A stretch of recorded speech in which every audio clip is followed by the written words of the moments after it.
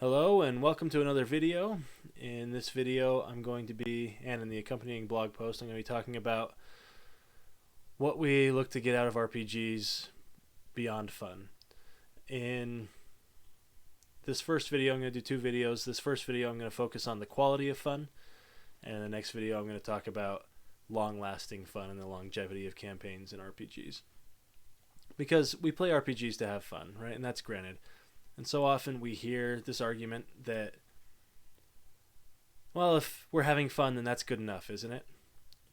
And I guess that's true. How are you supposed to argue with that, right? It's a game, and we're having fun.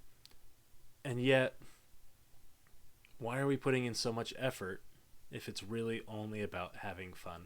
If there's a fun threshold and crossing that threshold is all that we need to do, then what's the point of all the effort that we put into to really be above that threshold of fun? Surely there's some quality of fun beyond just yes or no, are we having fun? And so in this video I'm going to talk about the quality of fun, and I'm going to specifically talk about having fun that meets our psychological needs. So I'm referring to self-determination theory, which defines three psychological needs that all people have, and that is the need for autonomy, the need for relatedness, and the need for competence.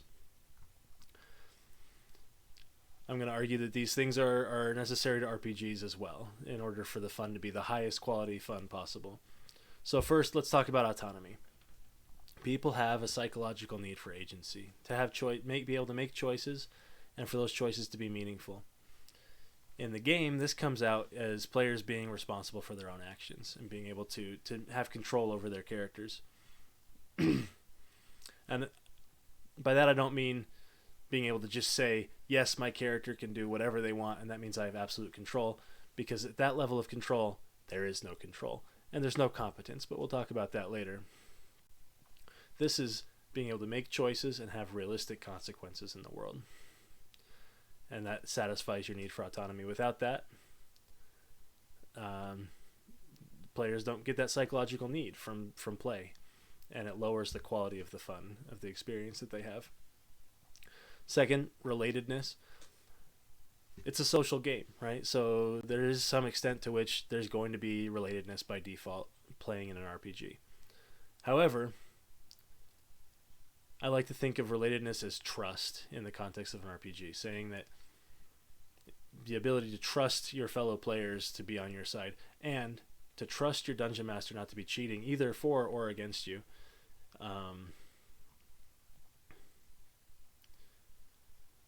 The players need to feel like the dungeon master is there for their fun, but not that the dungeon master is going to cheat for them, because then the trust isn't there and the relatedness isn't there either. And then finally, competence. Obviously, players demonstrate competence by doing well in the game, right? And when we say things like that it's not possible to be better than somebody else at an RPG, we undermine competence. It's absolutely true that you can be better at being prepared, at thinking ahead of what threats might be there, of noticing when there's something that's off. And growing that skill through play fulfills that psychological need for competence. And so if there's no way to succeed, if there's no way to be good or bad at the game, then there is no foundation of competence for the players to build and be fulfilled in that way. And so it's vital that our campaigns, in order for the fun to be the highest quality fun possible, because yes, we all have fun. I know we can have fun with no rules and no prep. Right, I do it all the time, playing with teenagers in the van, where I'm just making it up as I go along. Hey, how about we all pretend to be rabbits in this ruleless RPG that we're just going to play through while I drive? Yes, you can have fun, but all of the prep and all of the effort that we're putting in is to elevate that fun to a higher level, where we satisfy these needs of autonomy, relatedness, and competence. That's where the DM skill comes in. And I'll see you next time, where I talk a little bit more about DM skills and system mechanics that are important for the longevity of a campaign. So that, yes, it's fun, but it's also fun to replay. Fun to come back again and again. Thanks for watching.